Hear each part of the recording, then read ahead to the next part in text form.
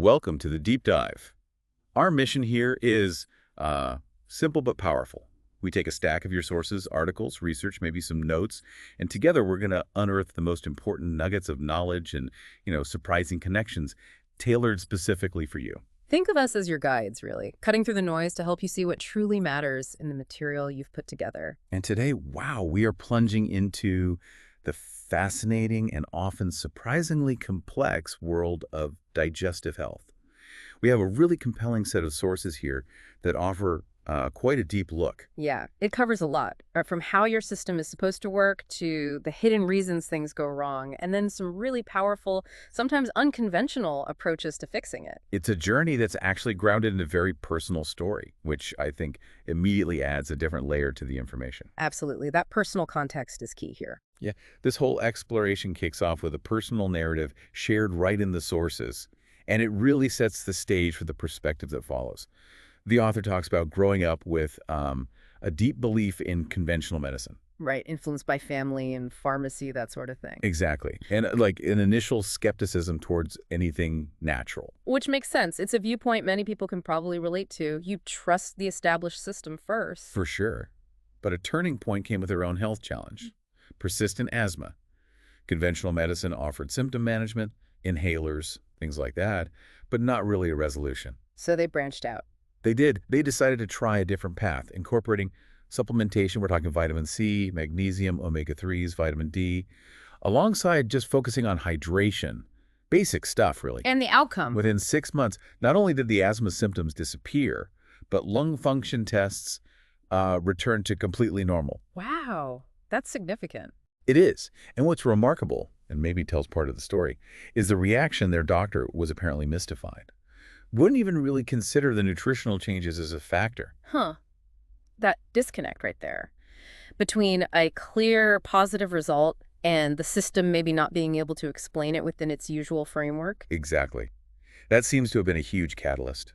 Then came these deeply challenging family experiences with serious illness, a mother battling lupus, and a father whose hepatitis C treatment had just devastating side effects. Oh, wow. What kind of side effects? Things like severe memory loss, even paranoid schizophrenia, according to the source material. That's incredibly difficult, and it must have deeply affected their view, especially seeing loved ones who placed, full faith in conventional treatment facing those kinds of outcomes. Their father eventually passed away. He did. Yeah. But perhaps the most, really profound experience shared involves their youngest son, Abel. He was born with an incredibly rare condition, congenital myopathy with excess muscle spindles. Basically, the gene meant to build muscle fibers was off, while the one for muscle spindles, these sort of sensory receptors in muscle, was on. That sounds extremely serious. What was the prognosis? The prognosis was getting progressively weaker until death. He spent his first 3 months on a ventilator, couldn't breathe on his own. Oh, heartbreaking. Which, led to the incredibly difficult decision to remove the ventilator. But then something happened that was described as seemingly medically impossible. What? Despite being completely paralyzed, his lungs expected to have atrophied from disuse. Abel coughed up the tube and began breathing entirely on his own. No way. That's extraordinary. Truly. And it's this experience, combined with the conventional medical support that stabilized him in the ICU, they are very clear about that gratitude that really solidifies the viewpoint presented in these sources. A deep gratitude for conventional medicine in those acute life-saving situations. Absolutely. But also a powerful emphasis on how supplementation can extend and significantly improve quality of life where conventional medicine might fall short. So it's an integrative perspective. Exactly. The material notes Abel surpassed his initial life expectancy, doesn't have the common heart problem seen in other cases, and, get this, his muscle tone is actually increasing, which is apparently unheard of for this condition. That's amazing. So this background really frames the whole deep dive. It's not anti-conventional medicine. It's about looking at the whole picture, integrating approaches, especially when symptoms persist or true healing isn't happening. Precisely. It sets the stage for looking at how things are supposed to work and then what can go wrong. Okay, so that personal journey provides a really compelling lens. Let's use it to understand this complex system, our digestive engine. How's it designed to function, according to these sources? All right, let's unpack the mechanics. It starts, of course, in the stomach, which is far more dynamic than just a holding tank for food. Right. A key player the sources highlight is gastrin. It's a hormone. And what triggers it? Several things. Your stomach stretching when food arrives, signals from the vagus nerve, even things like undigested protein or, interestingly, elevated calcium levels. Okay, so gastrin gets released, and it has a busy list of jobs, apparently. It really does. It's the main signal to release HCl, that's hydrochloric acid, your stomach acid. It also helps stomach cells grow. And it does more. Oh, yeah. It initiates the release of pepsinogen. Which becomes pepsin, right? The protein digester. Exactly. The primary enzyme for breaking down protein in the stomach. Gastrin also nudges the pancreas and gallbladder into action, and this is important. It tightens the valve at the bottom of your esophagus, the LES, the lower esophageal sphincter. Keeping things going in the right direction. Hopefully. And there's a smart feedback loop here, too. If there's too much stomach acid floating around, it actually tells gastrin to, chill out, slows down the whole process. Makes sense. Now, pepsin, this protein workhorse, it needs the acid to get going. Correct. It only becomes active when stomach acid is present. And here's a really crucial point, especially for things we'll discuss later. Pepsin gets inactivated once it reaches the small intestine. How? Thanks to bicarbonate, which is released by the pancreas. This neutralizes the acid and switches off pepsin, protecting the delicate lining of the small intestine. Remember that inactivation point. Okay, pepsin inactivation via bicarbonate in the small intestine. Got it. What else happens in the stomach? Well, the stomach also has a unique enzyme called gastric lipase.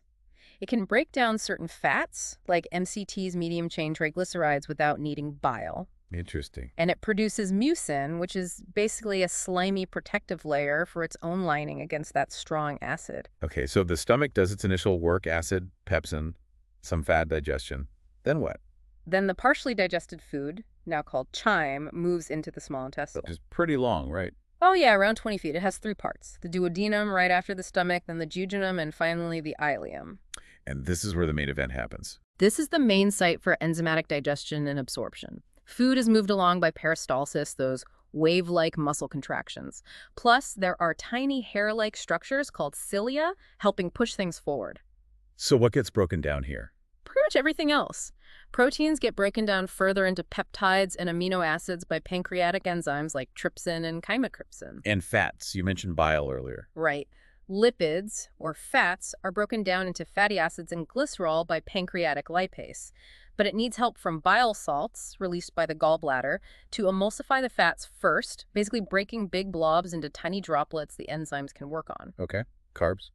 Carbohydrates get tackled by pancreatic amylase first. Simple carbs turn into glucose pretty quickly. More complex ones continue on. And here's where the brush border enzymes come in. Brush border. What's that? They're tiny enzymes attached right onto the wall, the lining of the small intestine. Think of them like the final processing step. Enzymes like lactase for milk sugar, sucrase for table sugar, they break down these smaller sugars right at the point where they can be absorbed. So that's why the sources link lactose intolerance directly to not having enough lactase enzyme right there at the brush border. Precisely. It's really a marvel of biochemical engineering when it's all working seamlessly. Yeah, but as the sources detail, that seamless operation can face, well, a lot of challenges, leading to common digestive disorders. Unfortunately, yes. Let's get into some of those. One of the first things the sources delve into is reflux. But they go beyond just that, burning sensation most people think of. They talk about GERD, gastroesophageal reflux disease. They're just the more familiar one. Right. But then they introduce its less understood cousin, lower laryngopharyngeal reflux disease. Yes, LAROD. This one's fascinating because it often presents without that classic heartburn. So what are the symptoms then? They're typically in the upper airway, things like a persistent cough, maybe hoarseness, that feeling of a lump in your throat. They call it globus pharyngeus post-nasal drip, sore throat, even ear issues or asthma-like breathing problems sometimes. Okay, that sounds easily misdiagnosed. Exactly. And unlike GERD, which often feels worse when you're lying down or in the evening, LARD symptoms can be more noticeable during the day, even when you're sitting up. That difference, plus the lack of heartburn, makes it notoriously tricky to pinpoint, often mistaken for sinus problems or allergies. So why doesn't it always cause heartburn? Yeah. And the sources mention the esophagus might look normal during an endoscopy. Right. A key insight the sources provide explains that. When stomach contents reflux up, and this can include acid and pepsin, remember pepsin? The protein enzyme, yeah. When that mixture comes up in Laliard, it often gets swallowed back down pretty quickly. So the esophagus doesn't get prolonged acid exposure like in GERD. But damage still happens. Yes, because the pepsin can kind of stick around in the tissues of the throat, the larynx, the upper airway. And remember that key point about pepsin inactivation, It needs bicarbonate in the small intestine. which doesn't happen up in your throat or esophagus. So that leftover pepsin can become active again anytime the environment gets acidic, like if you drink soda or eat acidic food, and it continues to irritate and damage those sensitive tissues. Wow. Okay, that explains a lot. So any practical tips from the sources on dealing with that? Yeah, a simple one they mention is drinking alkaline water. The idea is it helps neutralize the acid and potentially inactivate that residual pepsin in the esophagus and throat. Limiting acidic foods is also recommended for the same reason. Makes sense. What about diagnosis? Well, standard endoscopy is mentioned, but the sources do point out the risk involves sedation, potential infection, perforation.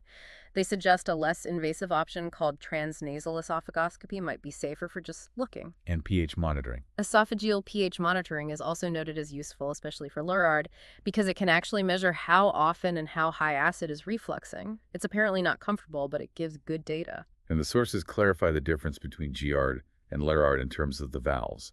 Yeah, they explain that while GERD often involves just the lower esophageal sphincter, the LES being weak or relaxing inappropriately, allowing stomach contents up. Lurard frequently involves both the LES and the upper esophageal sphincter, the UES, failing. So stuff gets all the way up into the throat and potentially nasal passages. Exactly. It's a higher up reflux event. Okay. And surgery. They mention Nissen fundoplication. They do for GID. They cite the high cure rate often quoted, but immediately temper that by listing significant potential side effects. Like what? Things like gas bloat syndrome, basically trapped gas difficulty swallowing, sometimes permanently, and gastric dumping syndrome, where food moves too quickly into the small intestine. The implication is that for the average person just looking for relief, the side effects might make the surgery not worth it or even harmful. Good context to have. Okay, moving further down the system, the sources spend a surprising amount of time on bowel movements. They do, particularly identifying constipation as what they propose is a primary cause of appendicitis. Really? Appendicitis from constipation? Well, this leads into one of the most interesting and maybe jarring for modern habits points in the sources: the importance of proper defecation posture. You mean how you sit on the toilet? Or rather, how you don't sit. The sources strongly emphasize that squatting is the optimal natural posture for elimination, not sitting. Okay, why? What's the difference? It's basic biomechanics, according to the material. Sitting on a typical toilet actually narrows the angle where your rectum meets your anus, the anorectal angle. This creates a sort of kink or obstruction. Which makes it harder to go. Exactly. It prevents complete emptying and often leads to straining. The theoretical link to appendicitis proposed is that this incomplete evacuation and potential backup of fecal matter could irritate or block the appendix over time. Huh. Never thought about it that way. And beyond just the appendix theory, that straining while sitting puts stress on your body, the vagus nerve, your cardiovascular system gets involved with that Valsalva maneuver. And straining is also linked to Increased risk of diverticulosis, those little pouches in the colon, and of course hemorrhoids. So what's the actionable advice here? To prevent appendicitis, or at least reduce risk based on this idea? Address constipation is number one. And the key ways mentioned are adopting a squatting posture, even using a tool like a squatty potty helps mimic this. Okay. Increasing fiber, but specifically from whole seasonal foods, fruits, vegetables, appropriate starches, while generally recommending avoiding gluten. Ensuring you get enough magnesium, which helps relax muscles and draw water into the bowel. And staying hydrated, obviously. Makes sense. Anything else? Maintaining healthy gut flora and supporting the migrating motor complex, that's the gut's cleansing wave that sweeps things through between meals. Using occasional prebiotics like GOS, galactuligosaccharides, is suggested for this. And hemorrhoids are mentioned again, just as a consequence of straining from sitting. Yes, reinforcing that link. And the sources briefly list some conventional treatment options discussed in the material, like banding, ligation, or surgical excision, noting potential risks. Got it. Any other abdominal issues covered quickly? Yeah, hiatal hernia is touched upon, linked back to issues with the LES functioning properly. A suggested protocol mention includes strengthening the LES, using magnesium, and potentially chiropractic adjustments or weight loss. And regular abdominal hernias, like groin hernias. Briefly, described as weaknesses in the muscle wall, can be congenital or acquired. Surgery is the main treatment, but the author expresses a preference for a specific technique, the shoulder repair, over using surgical mesh, citing potential long-term complications with mesh like chronic pain or tissue reactions. Okay. And finally, in this section, the sources include a quick guide to interpreting stool color. Yes, a surprisingly useful indicator. So what's normal? Mid to dark brown is considered normal. That color comes from bile mixing with the food and indicates proper transit time. What about black? Black and terry, specifically sticky the term is, melena usually suggests upper GI bleeding, like from a stomach ulcer. The blood turns black as the iron oxidizes during its slow journey down. Okay, good to know. Pale stool. Pale or clay-colored stool points towards a lack of bile getting into the intestine. That means you need to check the gallbladder or pancreas, as something might be blocking the bile ducts. In yellow. Yellow stool often means undigested fat. This can happen with pancreatitis, bile duct issues again, insufficient enzymes, or even sometimes with GERD or rapid transit like in SIBO or infections. It's often described as greasy, smelly, and it tends to float. Or it could just mean things are moving too fast. Right, that's another possibility. Rapid transit itself, perhaps from diarrhea, SIBO, or an infection, can lead to a yellowish appearance because the bile hasn't had time to change color. Okay, useful visual cues there. Now, beyond the physical mechanics, the sources dedicate significant time to the microscopic world within us. The gut microbes and infections. Yes, this is a huge area. They start by drawing a distinction between foodborne poisoning and foodborne infection. What's the difference? Food poisoning is typically caused by toxins already produced by bacteria in the food. These toxins can sometimes survive even if the bacteria themselves are killed by cooking or stomach acid. So it's the toxin doing the damage. Exactly. They irritate the gut lining quickly, triggering responses like diarrhea. The sources even link this to activation of specific TRPV1 receptors, the same ones involved in sensing heat and pain. Symptoms are often fast and furious, but might be self-limiting. And foodborne infection. That's when the live bacteria in contaminated food or water manage to survive your stomach acid and actually colonize or infect your gut. It's a direct bacterial assault. Got it. Now, a major focus in the sources seems to be H. pylori. Huge focus. Described as a bacterium that has coexisted with humans for potentially 60,000 years. And because of that long history, it's evolved incredibly sophisticated ways to evade our immune system. That's one of the most striking points, its ability to manipulate our defenses. What kind of tactics are mentioned? Oh, a whole list. Things like actively modulating inflammation so it's not too high, avoiding detection by immune receptors, forming protective biofilms around itself, suppressing key immune cells like phagocytes that would normally engulf it, reducing nitric oxide, which is antimicrobial, and even dampening the T-cell response. It's clever. Wow. And the sources link H. pylori to a lot more than just ulcers. Way more. This is really surprising. While it is the main cause of stomach and duodenal ulcers, the sources connect it to an increased risk for things like heart disease, liver disease. Heart disease. Yeah, and various autoimmune conditions, things like ITP, a bleeding disorder, rheumatoid arthritis, lupus, Sjogren's syndrome, and several types of cancer, duodenal, esophageal, stomach cancer, and a specific type called Mottellin lymphoma. That's a huge range of issues. Anything else? It also seems to interfere with gut motility slowing down, emptying from the esophagus, stomach, and small intestine. It can elevate stress hormones like cortisol and adrenaline. And brain-gut stuff. Yes, implicated in brain-gut axis issues. Think anxiety, depression, brain fog, memory problems, even changes in appetite and potentially lowering heart rate variability, or HRV, which is a marker of stress resilience. There's a quote mentioned from a study. Yeah, a powerful one, basically highlighting H. pylori's remarkable adaptation, its persistence despite our immune response trying to clear it, how it cleverly uses components from us, the host, to survive, and admitting that scientists still don't fully understand all its immune evasion tricks, especially regarding T cells. So this leads the sources to pose a really interesting question. Right. Is H. pylori this evil mastermind causing disease? Or could it, in some contexts, be more like an ally that's normally kept in check in a healthy gut? And the answer depends. It seems to depend heavily on the individual's immune system strength, their overall digestive health, maybe when they were first exposed, childhood versus adult, and even the specific strain of H. pylori they have. It's complex. So given all that, what tools or strategies are mentioned for dealing with potential H. pylori overgrowth or issues? Beyond conventional antibiotic treatments, which have their own challenges, the sources list several supplements that can help impede its growth or support the gut lining. Like what? Betaine HCl is mentioned for supporting stomach acid, but with a big caution. Don't use it if you already have significant inflammation like gastritis or active ulcers, as it could make things worse. Okay, so what's more targeted? Things like broccoli seed extract.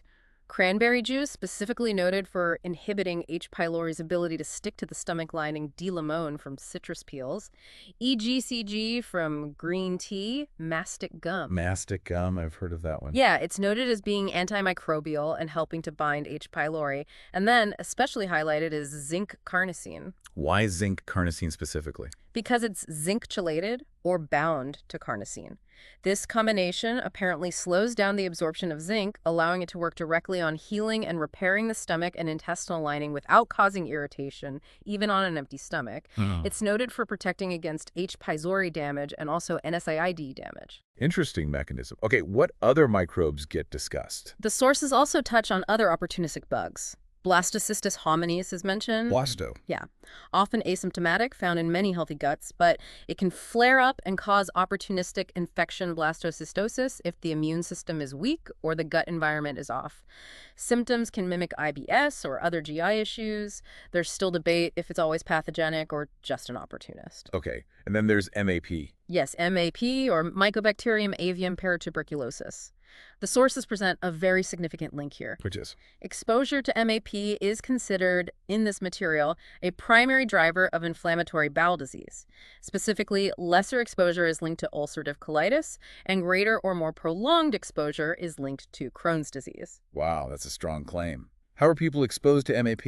Understanding the exposure routes is key. The sources detail several.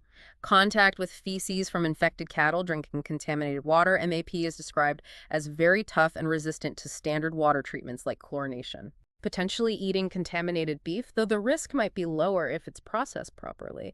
But a major proposed route is through milk and dairy products. Why milk specifically? It's suggested as potentially a more invasive route. The bacteria can apparently be protected inside fat globules in the milk, and concerningly, it's stated that MAP can survive standard pasteurization temperatures.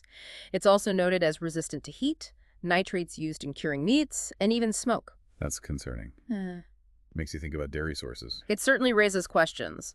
The sources also briefly mention other pathogens, Clostridium botulinum, known for its potent neurotoxin, E. coli, emphasizing that its virulence varies greatly between strains, and Listeria monocytogenes, which can be very serious for high-risk groups like pregnant women or the immunocompromised. And biofilms. Right. It's noted that both E. coli and Listeria can produce biofilms, those protective slimy layers, suggesting that anti-biofilm protocols might need to be considered alongside antibiotics for persistent infections. Oh, okay.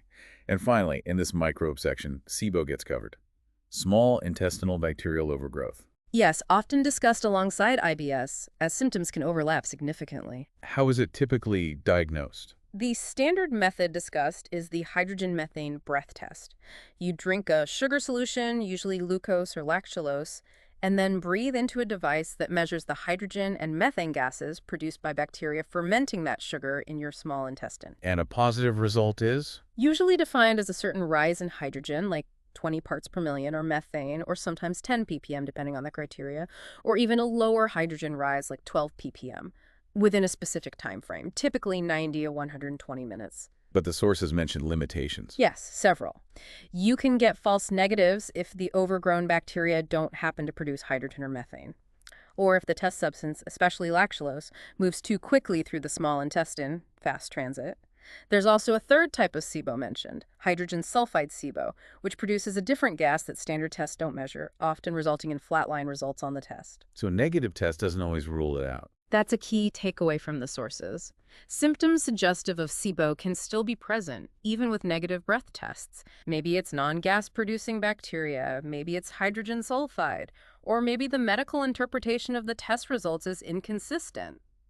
The sources mention Dr. Alison Seebecker's guidelines as a reference point for interpretation. The Genova Diagnostics GI effect stool test is also noted as another potential diagnostic tool. And what if you treat for SIBO based on a test, but symptoms don't improve? The sources suggest a few possibilities. Maybe it wasn't SIBO to begin with, perhaps fungal overgrowth, SIYO, small intestinal yeast overgrowth, or the treatment protocol wasn't strong enough or targeted enough for the specific bacteria involved, mentioning hardy ones like MAP or Klebsiella again. Lots to consider there. Okay, so with that overview of the potential problems, let's pivot to the strategic approaches outlined in the sources: diet, supplements, and other tactics. Right, because understanding the problem is one thing, doing something about it is another. Dietary changes are presented as really foundational. The low FODMAP diet gets a particularly detailed look. Okay, remind us what FODMAPs are again. Sure, it stands for fermentable oligo, di, monosaccharides, and polyols. Basically, they're types of short-chain carbohydrates that are easily fermented by gut bacteria. And the diet works for SIBO and IBS by starving the bugs. Essentially, yes. By reducing the intake of these highly fermentable foods, you limit the fuel source for the opportunistic bacteria, especially those overgrown in the small intestine and SIBO, or those causing fermentation issues in IBS. What are the pros and cons mentioned? Pros include significant symptom relief for many with SIBOs. It naturally reduces intake of things often problematic for people, like gluten, wheat is high FODMAP, lactose, and fructose. Cons are that it's not necessarily ketogenic, doesn't automatically limit things like GMOs or mycotoxins unless you're careful with food choices, doesn't specifically emphasize organic. And the impact on good bacteria. That's a big one. A potential downside is that restricting these fibers long-term can also reduce beneficial probiotic flora in the large intestine. So how do you manage that if you're on low FODMAP? The sources suggest strategies to mitigate this loss. You can increase intake of low fermentable fibers like acacia fiber or cellulose. Using specific prebiotics like GOS, galactoligosaccharides, is also mentioned. Why GOS specifically? It seems, based on the material, to preferentially feed beneficial bacteria like bifidobacteria without significantly feeding common SIBO opportunists. Collagen peptides are also mentioned as gut supportive and generally low FODMF. Okay. What about short-chain fatty acids, SCFAs? Aren't those important, and don't they come from fiber fermentation? Excellent point. Yes, SCFAs like butyrate are crucial fuel for colon cells and have anti-inflammatory effects. Low FODMAP can reduce SCFA production. The sources suggest ways to get them. Source acetate, another SCFA from organic raw apple cider vinegar, though caution if you have histamine issues. And butyrate. Source butyrate directly from foods like organic grass-fed butter, organic pastured ghee, which is often tolerated even by dairy-sensitive people, or some organic raw European hard cheeses.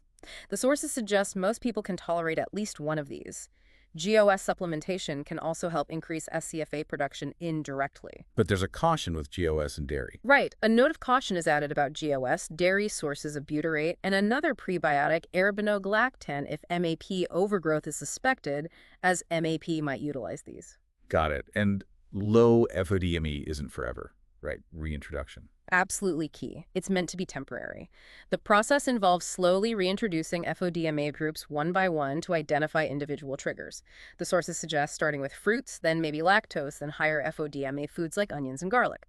The general recommendation is to continue avoiding wheat, polyols, sugar alcohols, and most FOS-type prebiotics long-term. Okay, what other diets get mentioned? Briefly, the SCD-specific carbohydrate diet is noted similar principle to low FODMAP in restricting certain carbs, potentially easier to follow for some.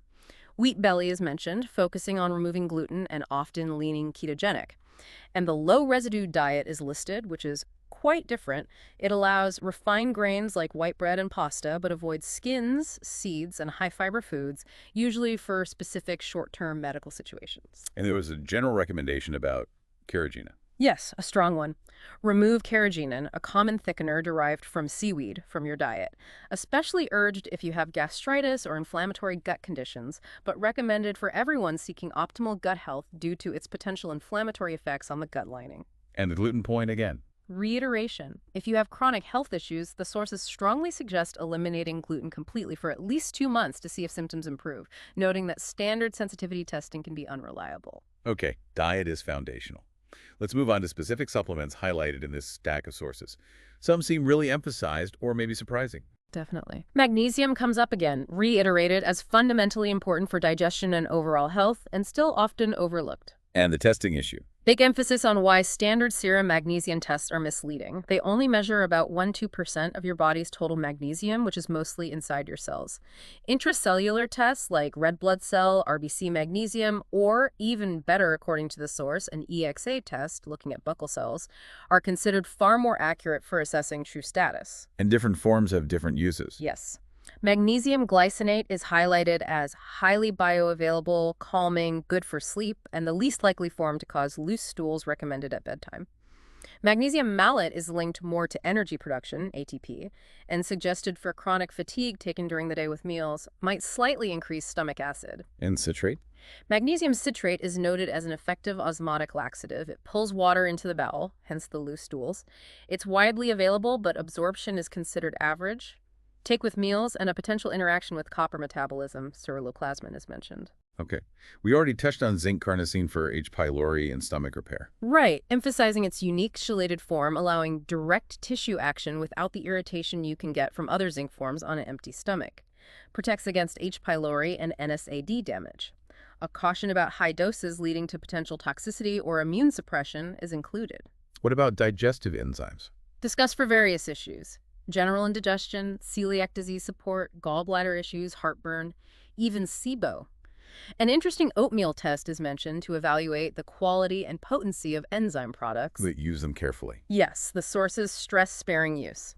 There's a theory presented that long-term, constant use could potentially downregulate your body's own natural enzyme production, leading to dependency. So the recommendation is? Cycle them if needed long-term, maybe use them for 3 weeks, then take 1 week off per month.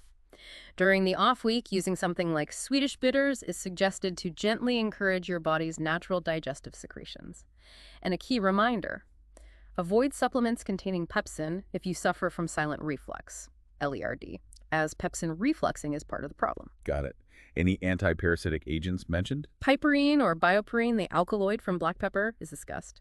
Noted for helping eliminate parasites, though the exact mechanism isn't fully clear, theories involve calcium disruption or mitochondrial effects. It's also a known absorption enhancer, so take it away from medications or other supplements. Diatomaceous earth, food grade, is also mentioned. Diatomaceous earth, isn't that rocks? Fossilized algae skeletons, actually. The idea is the microscopic sharp edges physically damage parasites. Protocol involves mixing it with water. Cautions include not inhaling the dust and potential for long-term use to irritate the gut lining.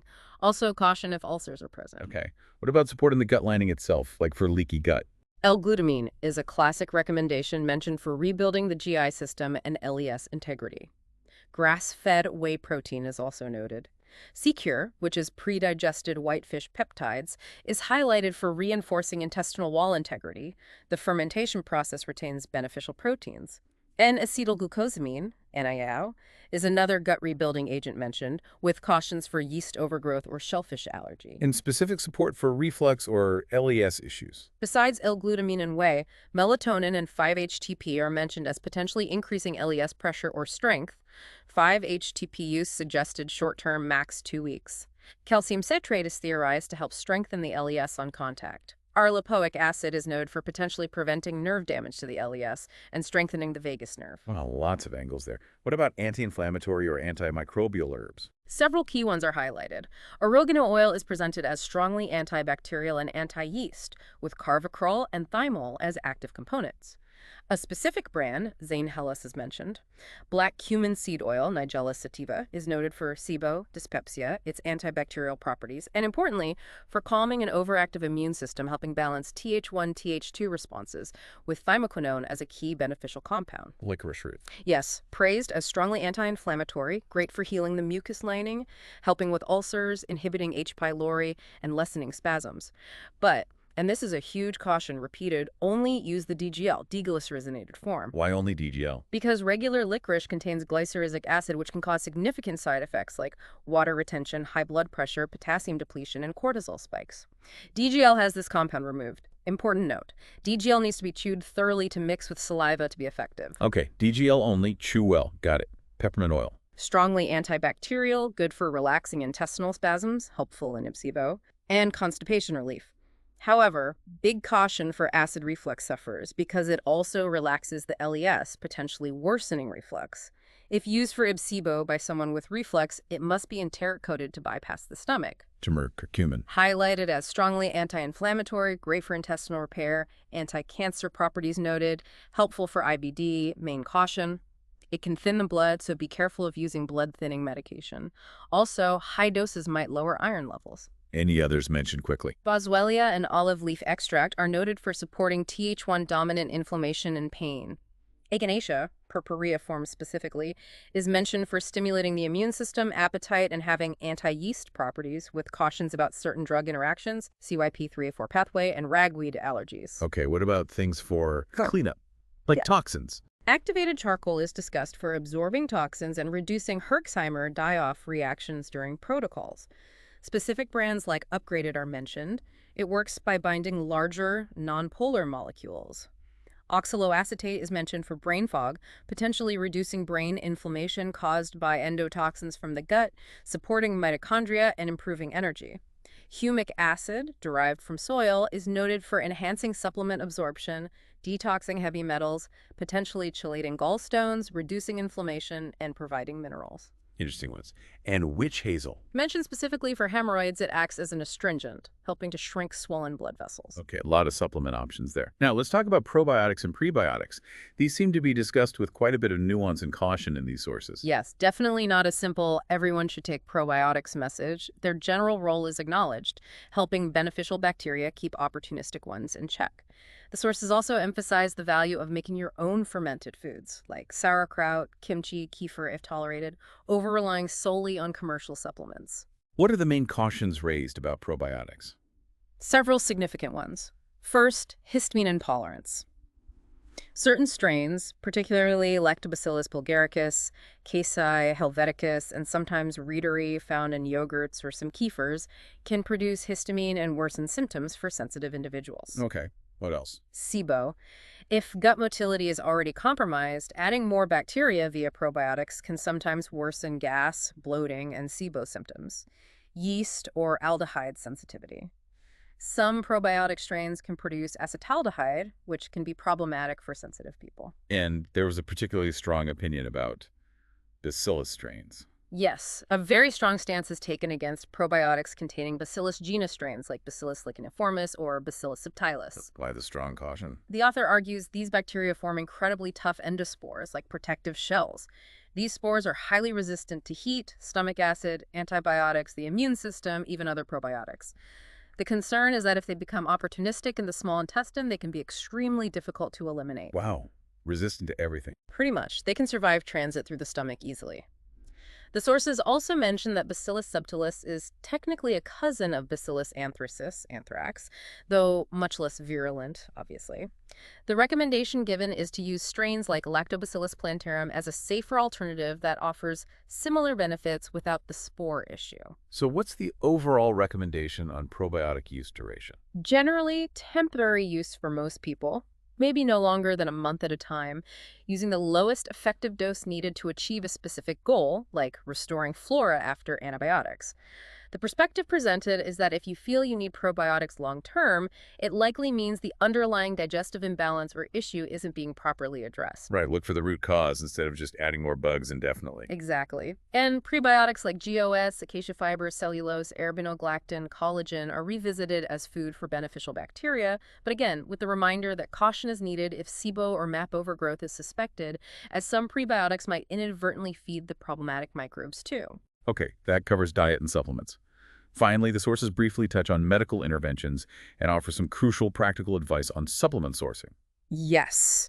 Diagnostic procedures like barium swallows, colonoscopies, endoscopies, CT scans, lower GI series are listed, but the sources consistently place emphasis on being aware of the potential risks associated with each. Risks like? Things like aspiration during swallow studies, bleeding or perforation from scopes, infection risk, radiation exposure from CT scans, allergic reactions to contrast dyes. It's about informed consent and weighing risks versus benefits. What about antibiotics? Acknowledged as absolutely necessary and effective for severe bacterial infections. However, the sources advocate for cautious, judicious use. Some ranking systems for antibiotic harshness are briefly mentioned, and a very strong recommendation. Always use a probiotic regimen alongside and after antibiotic treatment. Why always? To help prevent opportunistic overgrowth of things like C. difficile, which can cause severe diarrhea after antibiotic use wipes out protective bacteria. The sources suggest different probiotic intensity levels depending on the strength and duration of the antibiotic course. Makes sense. And wrapping up the practical advice, a significant caution about where you actually buy your supplements. Yes, this is critical. The risks of buying online, especially from third-party sellers on large platforms, are laid out pretty starkly. What are the main risks? Uncertainty about quality. Is it what it says it is? Is it potent? Potential for tampering. Unknown origin concerns are raised specifically about supplements sourced from some regions known for contamination issues, like heavy metals. Risk of getting unlabeled products that could be placebos or even harmful. Receiving expired products. And the hassle of returns if something is wrong. So online versus local stores. Big box stores are generally not recommended unless it's a trusted brand and there's no alternative. Brick-and-mortar health food stores or practitioner offices are often preferred for quality control. Buying directly from reputable brand websites is another option, offering more convenience than physical stores, but maybe lacking some high-tier practitioner brands. So the overall recommendation. Buy locally from a trusted source if possible. If you have to order online, use the brand's direct website or highly reputable authorized online retailers. And always, always check that seals are intact upon arrival. Wow. Okay, that was definitely a comprehensive deep dive through a lot of detailed material on digestive health. It really was. It just underscores how incredibly interconnected everything is, doesn't it? From the basic mechanics of digestion to the trillions of microbes living inside us and how, conventional and natural approaches might each have their place, maybe even working together. Absolutely. It's clear the sources are really pushing for a perspective that looks beyond just treating the symptoms, heartburn, bloating, whatever it is, and urging a deeper investigation into potential root causes. And sometimes those causes are in, surprising places. Totally. I mean, thinking about that personal story that kicked things off, and then diving into details like the biomechanics of squatting versus sitting on a toilet, something so fundamental, or the incredibly complex ancient relationship we have with microbes like H. pylori that have literally co-evolved with us. Yeah. It really makes you wonder, doesn't it? How much of our modern digestive distress is less about totally new diseases and maybe more about a fundamental mismatch, a clash between our modern lifestyle, our diet, our habits, and our ancient biological blueprints and those long-standing relationships with our inner ecosystem? That is a powerful question to sit with. What piece of this deep dive digging through all that information stood out most to you?